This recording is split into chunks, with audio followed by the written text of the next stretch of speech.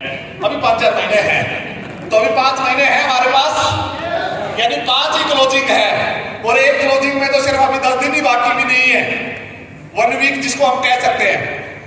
ये एनिवर्सरी बहुत ही ऐतिहासिक होने वाली है।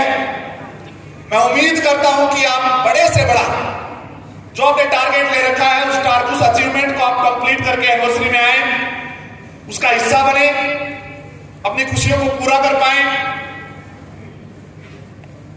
अभी कल से काफी बातें चल रही है कंपनी के विजन को लेके, प्लानिंग को लेके। आज से लगभग 5.5 साल पहले इस परिवार की शुरुआत हुई। जब इस परिवार की शुरुआत हुई तो पहले दिन से ही हमने बोला था ये कोई कंपनी नहीं है, ये कोई कंपनी नहीं है, ये एक परिवार है। जब इस कंपनी की नींव रखी जा रही थी उससे पहले जो आज सीनियर लीडर जिनको हम बोलते हैं, काफी आपकी फ्रंट लाइन में बैठे हैं, सेकंड रो में बैठे हैं, थर्ड रो में बैठे हैं, जब उनसे मेरी मुलाकात हुई थी मैंने पूछा कि यार हम ऐसा करना चाहते हैं। तो जब हमारा डिस्कस चल रहा था 1 by 1 लीडर्स के साथ, तो हमारा एक ही विजन था, एक ही सोच थी। पैसा कमाने के लिए इस कंपनी की शुरुआत नहीं की गई थी। मैं डायरेक्ट सेलिंग में 2005 से हूं और मैं कह सकता हूं कि हमारा खानदानी बिजनेस है। मैंने डायरेक्ट सेलिंग मेरे फादर से सीखी थी, मेरे गुरु मेरे फादर है इस डायरेक्ट सेलिंग में। तो मैं कह सकता हूं कि हमारा ये बिजनेस मुझे कहीं बाहर से नहीं मिला, मेरा कोई अपलाइन कोई अदर नहीं था, मेरे फादर ही थे। मैं 2005 से डायरेक्ट सेलिंग में था जब मेरी उम्र बहुत कम थी, और जब इस कंपनी की शुरुआत हुई 2018, यानी 13 साल के समय में मैंने डायरेक्ट सेलिंग को अध्ययन किया, समझा, तो इंडिया में कुछ कमियां नजर आई डायरेक्ट सेलिंग को लेके। मैं ये नहीं कहता कि मैं इसका प्रोफेसर हूं या मैं इसका कोई विशेषज्ञ हूं, एनालाइज कर सकता था, मैंने एनालाइज किया इसको, तो मैंने देखा कि डायरेक्ट सेलिंग पूरे वर्ल्ड में बहुत शानदार चल रही है। चाहे आप अमेरिका की बात करें या यूरोपियन कंट्री की बात करें या एशियन कंट्री की भी बात करें, तो बहुत शानदार डायरेक्ट सेलिंग चल रही है। बड़े बड़े टर्नओवर है। अमेरिका का देखा तो वहां पे बहुत बड़ा टर्नओवर 2,20,000 करोड़, 2,30,000 करोड़। चाइना के में देखा तो 1,70,000 करोड़ सालाना टर्नओवर चल रहे हैं। छोटी छोटी कंट्रियां उनकी 20-20 हजार करोड़ के टर्नओवर है सालाना। लेकिन इंडिया में देखा तो इंडिया का टर्नओवर 2018 की मैं बात कर रहा हूं तो 10,000 करोड़ था, मात्र 10,000 करोड़। पॉपुलेशन कितनी? 140 करोड़। टर्नओवर कितना? 10,000 करोड़। जब देखा लोगों को तो करोड़ों लोग अलग अलग कंपनियों में लगे हुए। एक कंपनी बोलती है मेरे पास 2 करोड़ लोग हैं, बी कंपनी बोलती है मेरे पास 1.5 करोड़ लोग हैं, सी कंपनी बोलती है मेरे पास तो 4 करोड़ है, डी कंपनी बोलती है मेरे पास 50 लाख है। अगर मैं उनके अचीवर्स की बात देखूं, हर कंपनी के पास 10 अचीवर, 15 अचीवर, 20 अचीवर, 25 अचीवर। परिवार बड़े कितने? किसी का 2 करोड़ का, किसी का 4 करोड़ का, किसी का 50 लाख का, किसी का 80 लाख का। इंडिया के टर्नओवर को देखूं तो मात्र 10,000 करोड़। उसकी वजह क्या थी कि हर कंपनी के पास लिमिटेड अचीवर है, 20, 30, 50। हिंदुस्तान में अगर लीगल तरीके से 30 कंपनी भी चल रही है और हर कंपनी में 50 अचीवर भी है, तो कितने अचीवर हुए? 1,500। 50 अचीवर भी है, 30 कंपनियां चल रही है, तो कितने हुए? 1,500 अचीवर। क्या 1,500 अचीवर 2 लाख करोड़ का टर्नओवर कर सकते हैं? नहीं कर सकते। उसके अलावा 10 करोड़ लोग जो ज्वाइन हो रखे हैं वो कंपनियां बदलने में ही लगे रहते हैं। कंपनियां बदलना उनका शौक नहीं है, इच्छा नहीं है कि उनको मजा आता है कंपनियां बदलने में, नहीं, उनकी मजबूरियां बन रखी है कंपनियां बदलना।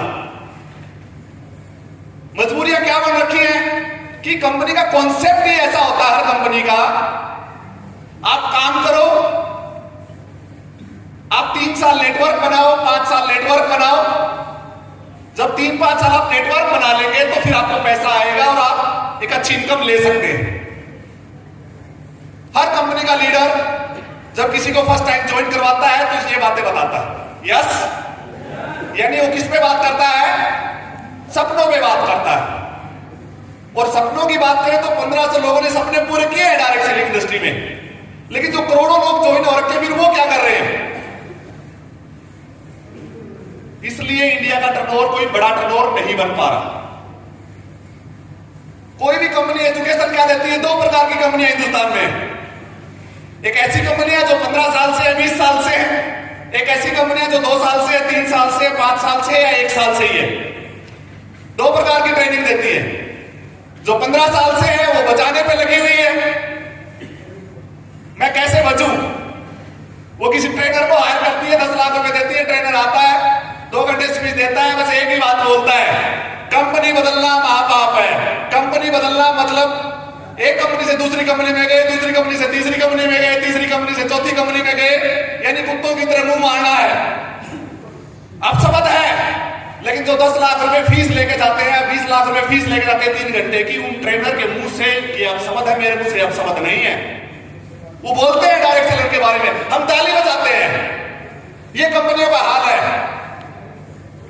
हम ताली बजाते हैं, हमें लगता है कि कंपनियां बदलना महापाप है। आप मुझे बताइए, किसी आप एक कंपनी में काम कर रहे हैं, 2 साल से कर रहे हैं, 3 साल से कर रहे हैं, 5 साल से कर रहे हैं, किसी भी कंपनी में आप काम क्यों कर रहे हैं? कोई भी कंपनी प्राइवेट लिमिटेड होती है? होती है? यस। ये कोई फर्क भी हो सकती है, मुझे नहीं पता, लेकिन लगभग यही सिस्टम होता है। प्राइवेट लिमिटेड का मतलब क्या होता है? बिजनेस करना होता है। आप उसके साथ जुड़ते हैं तो उस कंपनी का बिजनेस नेचर क्या है? खुद का क्या है? कंपनी को बड़ा करना, बिजनेस करना, पैसा कमाना। आप उस कंपनी के साथ जुड़ते हैं तो क्यों जुड़ते हैं? समाज सेवा के लिए, उस कंपनी को बड़ा करने के लिए। किसी भी प्राइवेट लिमिटेड कंपनी को एक आम आदमी निस्वार्थ भावना से अगर बड़ी करता है तो वो अपने लिए सबसे बड़ा धोखा खा रहा है। किसी एनजीओ के साथ आप जुड़ते हैं तो उस एनजीओ का बिजनेस नेचर क्या होता है? वो समाज सेवा करता है, उसके साथ आप जुड़िए, निस्वार्थ भावना से काम कीजिए। 2 साल पैसा लिया है तो भी कीजिए, 5 साल लिया है तो भी कीजिए, क्योंकि उस एनजीओ का काम क्या है? समाज सेवा करना। आप उसके साथ क्यों जुड़े? कि वो एनजीओ समाज सेवा कर रहा है, उसके साथ जुड़ के आप भी समाज सेवा करना चाहते हैं। यस। लेकिन किसी प्राइवेट लिमिटेड कंपनी के साथ जुड़ते हैं, 2 साल से काम कर रहे हैं, 3 साल से काम कर रहे हैं, उस कंपनी का लीडर बोलते हैं, उस कंपनी का मैनेजमेंट बोलता है, उस कंपनी को कोई ट्रेनिंग देने के लिए आता है, वो बोलता है कि कंपनी छोड़ना बुरी बात है, एक कंपनी से दूसरी कंपनी में जाना बुरी बात है। मुझे आप बताइए, जुड़े क्यों थे? घर चलाने के लिए, पैसा कमाने के लिए। वो आपका आ नहीं रहा है, करेंगे क्या? क्या करेंगे? मजबूरी में कंपनी बदलेंगे। यस, दूसरी कंपनी में जाएंगे। सेम कॉन्सेप्ट, क्योंकि उसी के प्लान को देख के दूसरी कंपनी डिजाइन हुई। या 19 दी 20 मिल जाएगी, या 18 भी मिल जाए, वही कहानी वही मिलेगी। फिर 1 साल बाद फिर कंपनी बदलेंगे, 2 साल बाद फिर कंपनी बदलेंगे, और टाइम खराब हो जाता है। वो 5-7 साल भी चले जाते हैं जो डायरेक्ट सेलिंग में देने होते हैं और पैसा नहीं कमा पाते। करोड़ों लोगों के साथ यही सिचुएशन बन रखी थी।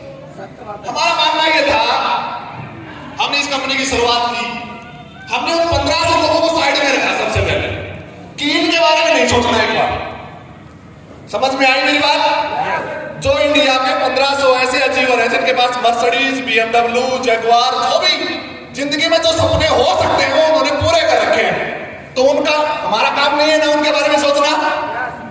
हमने सबसे पहले उनको साइड में रखा। अब तो डायरेक्ट सेलिंग इंडस्ट्री में करोड़ों लोग काम कर रहे हैं, उनके बारे में सोच के इनको क्या चाहिए? हिंदुस्तान के 140 करोड़ पॉपुलेशन है, 140 करोड़ पॉपुलेशन है, उसमें जितने भी लोग बेरोजगार हैं वो क्यों है पता है? बेरोजगार किसको कहते हैं? जिसके पास कोई रोजगार ना हो, जिसके पास कोई काम धंधा ना हो, रोजगार ना हो, अपना घर चलाने के लिए कोई इनकम सोर्सेज ना हो, उसी को तो बेरोजगार कहते हैं। 140 करोड़ पॉपुलेशन हिंदुस्तान की, उसमें से जितने लोग बेरोजगार हैं उनको घर चलाने के लिए 10,000, 20,000, 25,000, 50,000, 1 लाख रुपए महीना चाहिए। यस, उस पैसे को, यानी उस अर्निंग को, उस इनकम को अर्न करने के लिए कोई प्लेटफॉर्म नहीं है, इसलिए वो बेरोजगार है। यस, हमने उस 140 करोड़ लोगों में जितने भी लोग बेरोजगार हैं उनके लिए प्लान को डिजाइन किया। हमने प्लान को कॉपी पेस्ट नहीं किया, क्योंकि हिंदुस्तान में जब प्लान आया था तो इंडियन प्लान नहीं था, वो यूरोपियन प्लान था। और वहां की कंट्रियों से जब आया था तो वो कंट्रियां डेवलप